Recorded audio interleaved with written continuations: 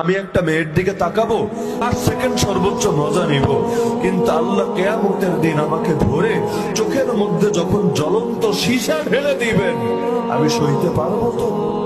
যদি না পারি তাহলে 5 সেকেন্ডের মজা দিয়ে কি হবে, যদি 5 সেকেন্ডের মজা আমার জন্য ধ্বংস আর বরবাদি রেখে।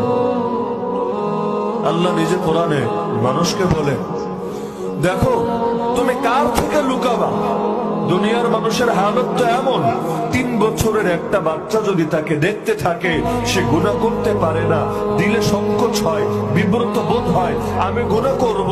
এই বাচ্চাটা আজ অবুঝ, কিন্তু একদিন তো সে বুঝবান হবে, তার মেমোরি তো থেকে যেতে পারে, 10 জনকে বলে দিতে পারে, আমার ব্যাপারে তার খারাপ ধারণা হতে পারে।